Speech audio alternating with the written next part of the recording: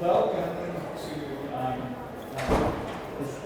to this evening's conversation that is going to be led by Yardenna Aaron. And I wanted to say a little bit about how we came to be working with Yardenna and welcome her here. So this exhibition, as you know, is entitled Civilization, Art in the Age of Black Power. And we didn't want this exhibition only to be about the art. We also wanted to make sure that this exhibition was about Black power. And so we teamed up with the Southern California Library, which is an archive of activism in Southern California. And they actually, in the archive, all of the Black Panther Party archives, some of which you see in the galleries over here, are contained. And so they lent us a lot of that work. They also helped curate 4 conversations of activists from the community who are continuing the tradition of empowering people in the community. And so Yardenna is one of those people, and she has a 20-year legacy of working in the community that kind of started, I guess, with Here to Stay Coalition that took place in the wake of Proposition 8 here in California, which we all remember what a disaster that was for lesbian, gay, bisexual, trans, queer, intersex people in the state.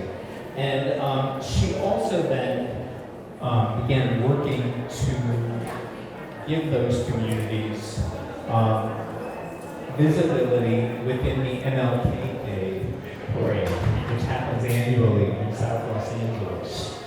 And she also is a member of the Earth, she's actually a board member of the Earth Center for Transformation, which provides a spiritual and healing sanctuary for people in the community, the South Los Angeles community. And they invite the community in, and they have seasonal full moon ceremonies that she's going to tell you more about. And I encourage you all to find out more about the activism that Yardenna is participating in and leading in South LA. And with that, I'll turn it over to you so you can talk us through the exhibition. Thank you so much. Thank you everyone for coming out this evening to participate in the gallery talk. Once again, thank you to the museum. Thank you to all the wonderful staff who invited me on out to be a part of this historic moment here at Soul of a Nation. One of the parts of the traditions that I practice in African-based spirituality, you got a chance to allude to it throughout the exhibition, I'll say a bit more, is to honor those who've gone before us, to honor our ancestors, and to be a part of a powerful exhibit celebrating Black power, celebrating activists, some of whom are living or some who've already transitioned to the ancestral realm, aka have passed on, is we have to take a moment to honor them. And one of the primary ways that we take time to honor them is to make sounds, to drum. So in gratitude to the museum, I'm going to do a little bit of drumming, an invocation of gratitude for the art, the artists, and all the souls who are celebrating this art who've gone before us as part of the African legacy. Will you hold that for me?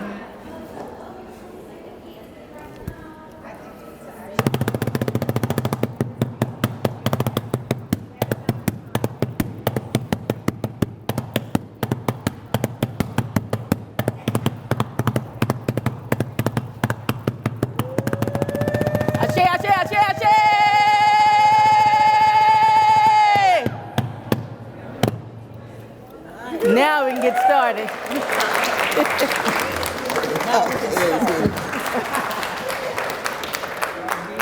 So, to give everybody a little bit of sense of my background and the galleries that I've selected to walk through tonight with all of you, we're going to start with art in the streets. You heard a little bit about my time in the community. I was born and raised in South Central Los Angeles, right down the street. Oh, nice. South Central Los Angeles? I think they're in the house. And so one of the biggest pieces that was most influential for me, as it is with a lot of people who were in Los Angeles in 1992, was part of what we call the uprisings. Some say riots. Okay? So my activism truly began there, seeing the changes, the burning, the looting, and the politics that were behind that. Now, as I grew older in my activism, I got a chance to get a better understanding of the politics behind. But to be living, breathing, and watching it unfold was one of the initial sparks of my commitment to activism. And that fast forwarded me to college. You know, I just gotten into college when Prop 209 happened, taking affirmative action out of the UC schools. Now, as I said, I was born, raised, and educated in South Central Los Angeles. All right. So when I got to college, and my alma mater is Occidental College, I knew that the education I had received after just one semester of interacting with my peers from all around the world, all around the country, was not equal, as Prop 209 was trying to tell us. And so that entrenched my commitment to activism, my commitment to those behind me. At that time, I really was thinking of my cousins, who I knew would be going from the same educational system that I left into higher education. And so after graduation, I worked at various nonprofits as what we call an action researcher. I'm the one who, there's a campaign going and we need stats. We want to get an economic development program going, and we need to know census data. If we're trying to bring justice to our communities and we need some of the statistical background behind, that would be me, helping to support and drive the campaigns from that angle. And of course, when we need the feet on the street to be on the picket line, I was right there too. And as he shared, taking it to a whole nother level, becoming a co-founder along with my cousin here, Tunde, of the Here to Stay Coalition when Proposition 8 happened, to increase the presence of Black queer people in the Black community here in Los Angeles. And so for 5 years straight, we had our contingent, we called it a contingent, and we would participate in the MLK parade, allied organizations, allied Black queer organizations, and we would begin to have our demonstration of being ourselves as our powerful beings in our own community.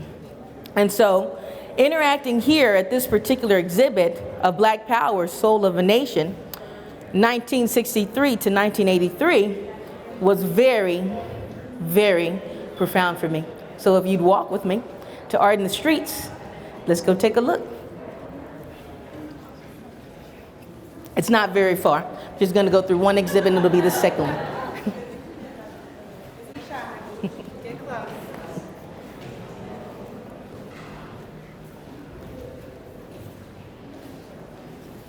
This is a spiral gallery. I'm going to take my time walking because I know we're a larger group, so you can get an impression of the art here, and then we're going to land next door. But take a perusal because this exhibition tells a story. Come on now, folks. Don't be shy. As part of my talk, I'm going to focus on two galleries specifically, right next door here at Art in the Streets. So come in, please begin to peruse the different art pieces, and then we'll go ahead and start our dialogue. Now, like I said, I was born, raised 20 years in the community, so this is an interactive experience for me. If you have questions, if you want to make a comment, if something's moving you and you want to share with the group and bring it into group consciousness. I'm gonna do this and replace the batteries. Okay, This project. okay.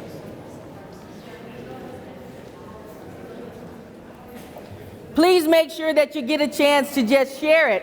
Raise your hand and let the group know what's on your mind. Here, one part that I appreciate about the exhibit are the murals. You're going to see a slideshow of different murals here depicting that time period.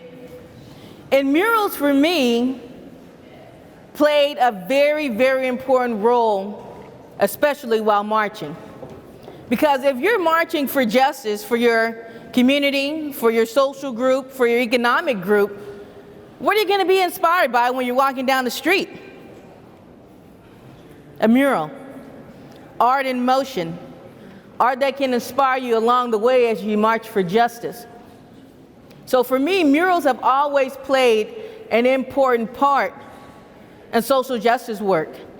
And also because a lot of times those painting the murals were from the local community. You didn't have to be commissioned. A lot of times you didn't even have to ask permission. Some were even doing tagging and turned into artist piece that the community respected and appreciated. But look at the stories that they tell. And they're from our own hearts, heads, and imaginations for all to see. Public art, ready to inspire.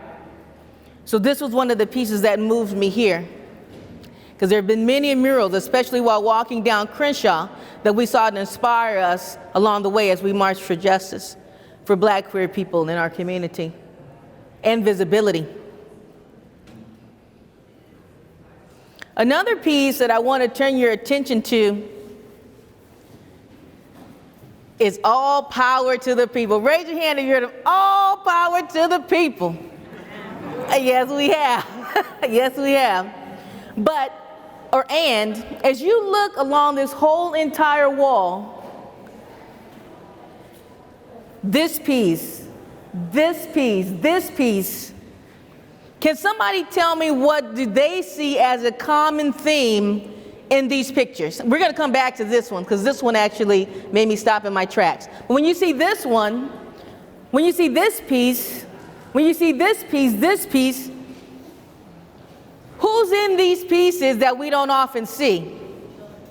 Children. Can you say it louder? We see children in these art pieces. Do we often think of children when we think of Black power? Do we think of children with guns when we think of Black power? No. So what is this telling us? I know what it told me, that one, there's legacy piece. Power can't just be for middle-aged adults. Power has to be intergenerational, from the kids to the elders. And what does that mean for us, especially those of us who are connected to African tribe in some way or another? It means village. It means the entire community. It means true legacy.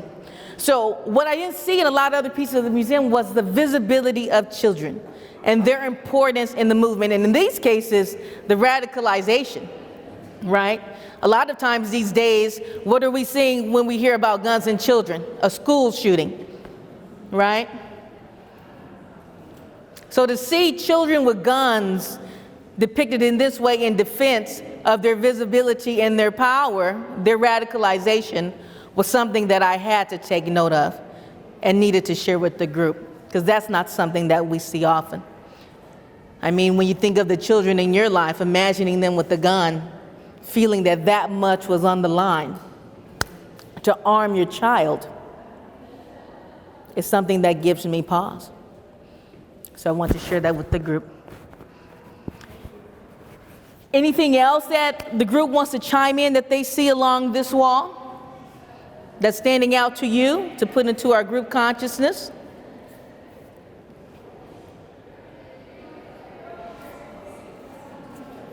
I think I heard a comment somewhere in the back.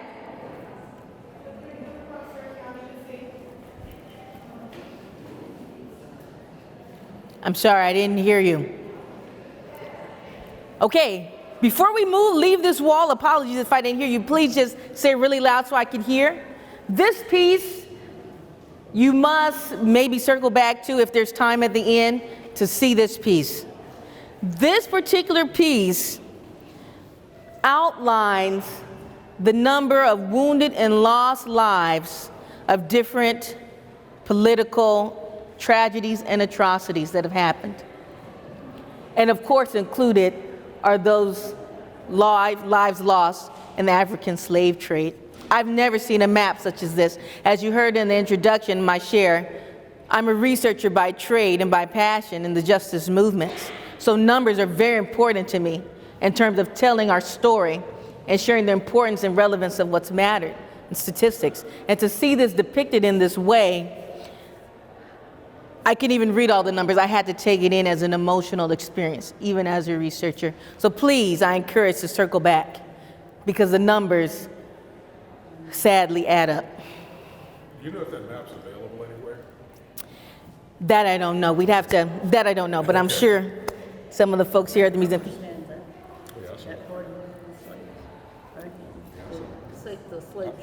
About the slave trade, the numbers, the 40 million. And the significance of the red and the green.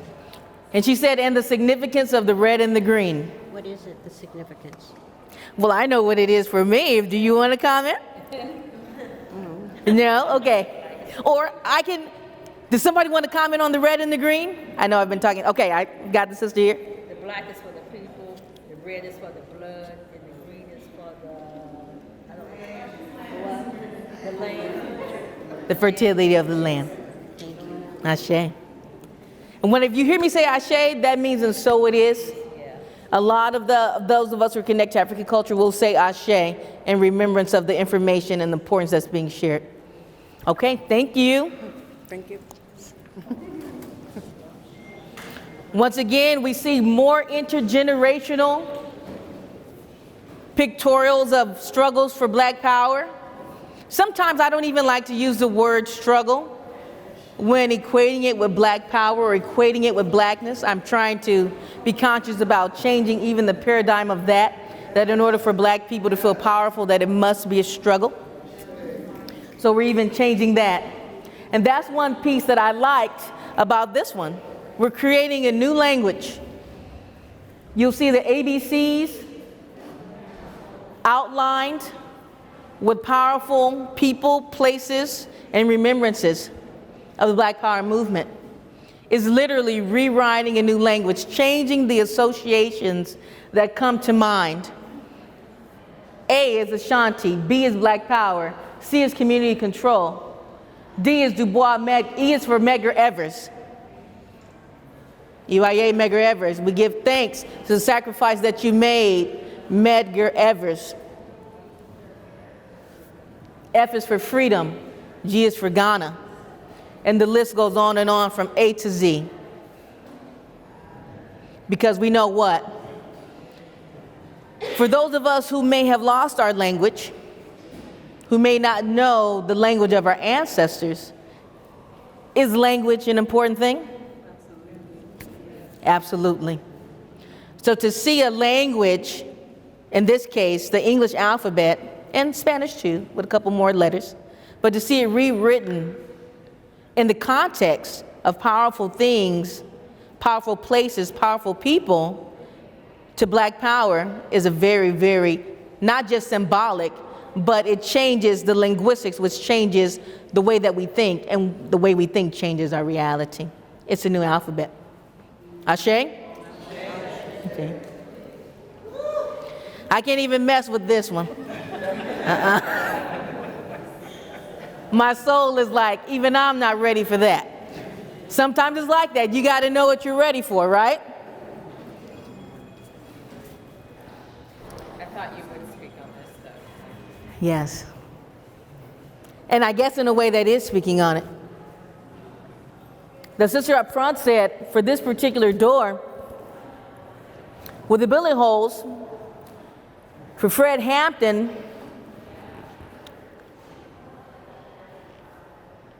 for me, sometimes words, yeah, I guess that's the best way, the way that I started. Some pieces we can touch, and some pieces we're not quite ready to touch. Some realities are still too close, and we should just take a moment with them. So how about that? Ashe. Once again, in remembrance to the sacrifices made.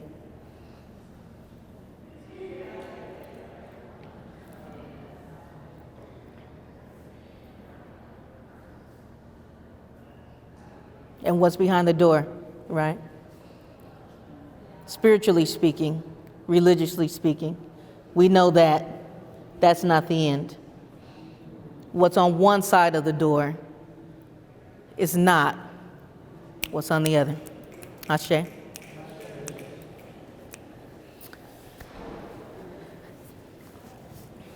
Okay, I've got 10 more minutes, so we're going to head at a somewhat leisure pace all the way to the end of the gallery. The next gallery that I'm going to be sharing some of my thoughts on is the Improvisation Gallery.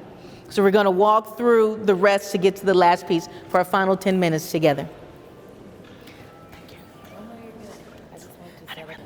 Even though I didn't select this gallery as my second, I really appreciate capturing pictures, capturing things as they are without overt artistic expression, because we do know that when you take a picture, that's through a certain lens. But I like taking a picture of what's happening and letting the people interpret for themselves part of the meaning behind the photograph that was taken. So that's one thing that I appreciated about this particular exhibit, even though I didn't select it as a piece for us to take too much time in. Because our visibility and our story is what helps to create our legacy, is what part of what helps us to remain. Ashe. And this piece by Los Angeles artist, of course I love, like I shared, I was born and raised here in Los Angeles, and I love all the metals that are used. The ability to reshape that this artist used.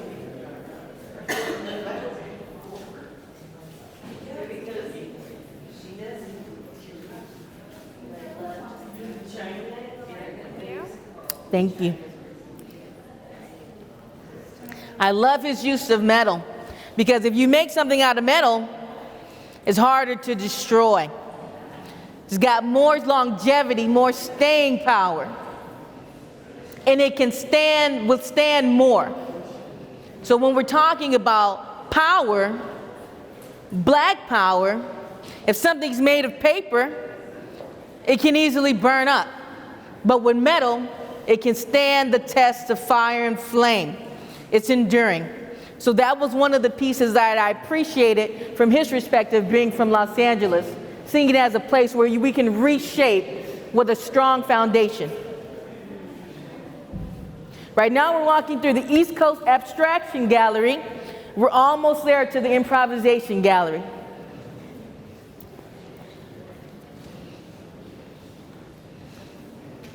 We get a chance to let our minds wander here, to begin to vision anew, to rewrite our own script, to rewrite our own canvas of what power means, from within to without.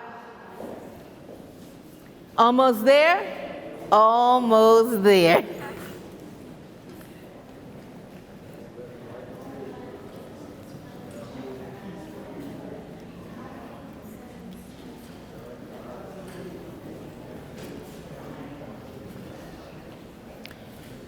So here is the Gallery of Improvisation and Experimentation. We're going to spend our last moments here because this particular gallery, what's over here? Okay, thank you.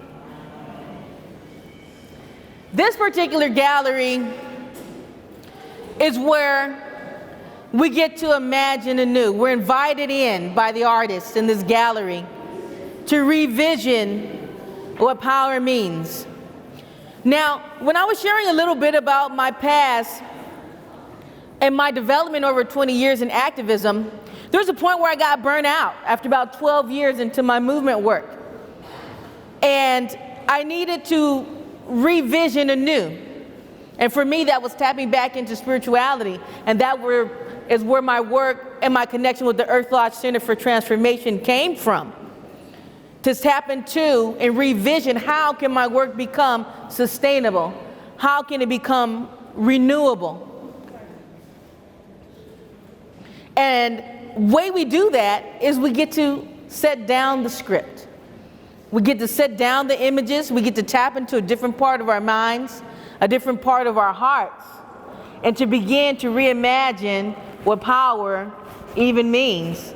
And in the case of Black power, who power even means. The who of it, the what of it, the why of it, and to create a new vision. Instead of recycling systems that have not worked, at least in the case of Black power, systems that have not necessarily worked for the highest good of Black people. To reclaim and redefine that power.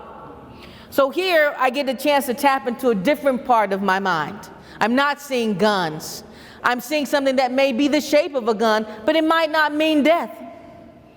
It takes more. It takes something different. It's a chance to reimagine a new world and new alliances.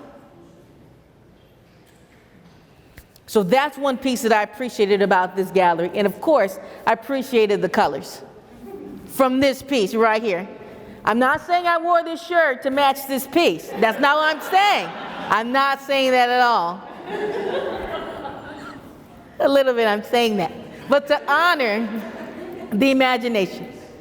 Because the question that I asked myself as I walked through the gallery, I said, what if we began where we ended? What if I began in a sustainable way? Would I have gotten burned out after 12 years and needed a 5-year break? What if I began with the end in mind? What if we began with improvisation, experimentation, and imagination? How could the beginning look different?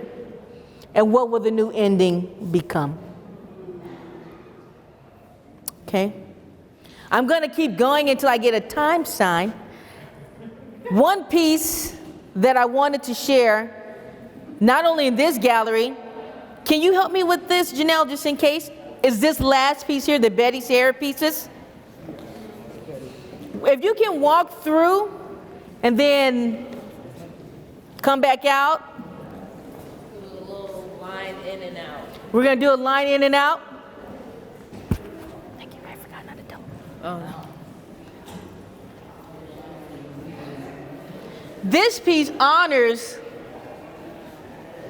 the various expressions of African spirituality, which for African peoples is a source of our power. When we're looking at the time period of 63 to 83, oh yes, and we're going to continue to just walk and snake around and come back out. So if everybody can just do a continual flow line of in and out, and we'll end up back here in the improvisation experimentation room, that'd be wonderful. Different expressions of African spirituality. And for me, it was very important to take some time in this room because spirituality has been a big part of the movements depicted during this time period. Everyone knows Martin Luther King and Malcolm X. The Christian faith, the radical Islamic faith, in terms of the Nation of Islam, were very important to Black Power movements during this time period. And as a young activist, part of that legacy was lost. And part of my own personal journey has been to reclaim my spirituality. It may look different than it had looked for a lot of the people practicing Christianity and the Nation of Islam at that time, but to see our power base. African people have often derived a lot of power from their spiritual beliefs. And if you go from before the slave trade, the chattel slave trade, I guess I should say, when we were still in tribe and a community, it was mostly centered around our spirituality and our faith. That was the source of power. The source of power was not reclaiming or taking back power in an economic system, in a racial system. The power was connected to spirit. And so these depictions of African spirituality in its range and its depth, to me, directly connected to improvisation and experimentation, because it gives us a better sense from whence we came. The full array, so that we can imagine anew.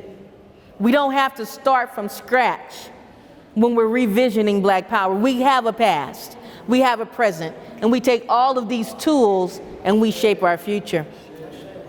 So when there's another exhibit of taking another 20-year period, maybe 84 to 204, what will the exhibits look like?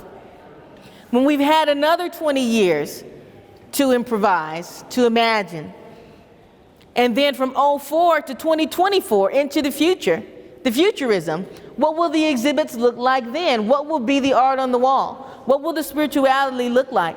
And many of us in the room who are activists, we're actively contributing to what that paradigm dichotomy will be. Those of us in the room who are spiritualists, we're actively contributing to how that will look. And it all circles back to legacy.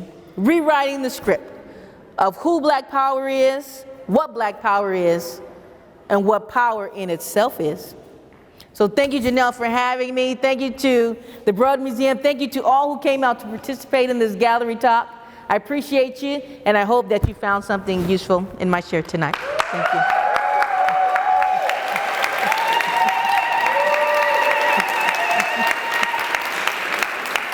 If I had the drum, I'd play it.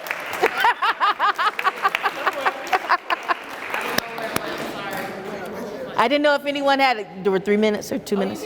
I didn't know if there was any questions or comments or shares that anyone wanted to put into our collective consciousness before you probably enjoy the exhibit until close. Anybody want to share anything with the group? When I was in South Africa, I went to Nelson Mandela's home, and which is a museum now. This was when he was married to Winnie Mandela, and I felt the same way as I felt with you about the Fred Hampton door.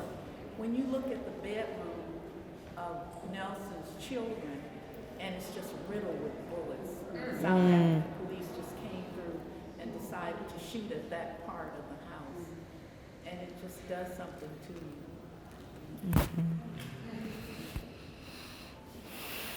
Thank you. Yes. I feel that this is very well done. I'm studying to be a genealogist, and it's all about your ancestors and your posterity and the spiritualism in between. Ashe. Thank you for bringing Thank that you. to this. Thank you. Yes.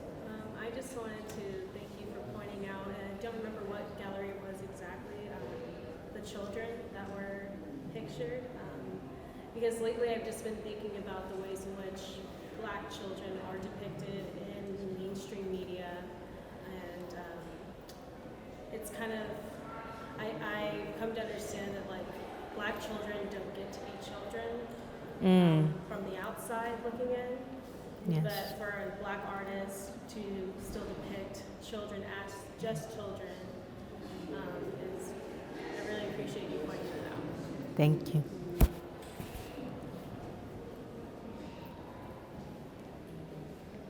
Did you curate most of the pieces? You did the entire. No, I didn't curate any. I'm a guest of the museum. It was the master. The curator is not here. The curator is not here. I'm like, Interestingly, this exhibition began in London at the Tate Museum, and then it traveled to Crystal Bridges in Arkansas, and then the Brooklyn Museum in Brooklyn. And after here in Los Angeles, this is up until the 1st of September, it's traveling to the De Young in San Francisco, and then Houston. So this exhibition, and we're hoping that it will have a big impact at a time when it needs to have a big impact on the American people. And one of the things that culture can provide is an opportunity for us to be reflective yes. on who we are and what we're doing. And I think this is very timely right now. But the curators are in London, and we did have a curator here, Sarah Lawyer, who worked on arranging all of the galleries as you see them, and she did a terrific job, obviously. Brooklyn was the only, Brooklyn, prior to here, it was Brooklyn. It's the only East Coast. The World Stage, I believe, has, which is in Santa Monica. This is the World Museum. They have a couple of pieces by, I forget his name, he's a well-known black artist. I just forget his name, a collage of fabrics. What is his name? Donald? No, I haven't been there in a while, so I'm sorry. I can't tell you who that is. But you did shed light on a number of things that he went past to made us understand more what it meant. So I'm going to go back to some of Thank you. I saw my last two over here, I think. I don't know how to say this. I'm a retired kindergarten teacher, and I struggle sometimes with the use of the word power, black power. And if I were to bring my kindergarten class in here as a whole, a very integrated class, coming from a background that I come from, I wouldn't quite know how to, and I would like anybody's help, I wouldn't quite know how to explain to them what it means. What it means. And I could talk about, now we're talking about women's power. That's very popular. And that has affected me in my life. But I wouldn't really know how to explain to the children what it means. For me, I would explain to the children in the context that it's about balance. When something is out of balance, a people, a gender, black people, women, there's a struggle, and action needs to happen to bring it back into balance. And so when we have to exert, I guess that's how I would say it. So the images that they'll see are exhibitions and depictions of this particular artist's ability and contribution to help display something that needs to be brought back into balance or recognized. Their interpretation of power are action figures and power figures and negative figures. It's kind of it's a very fine balance, and it hasn't come up yet. I'm retired, so I'm not bringing a class here, but I would like to have my colleagues that I'm still very close to. You can break it down to kids as far as energy. You know, when you run and play all day, your energy is low, right? And so if you're being beaten down all day, your energy is low, and so you need power. You need to power up.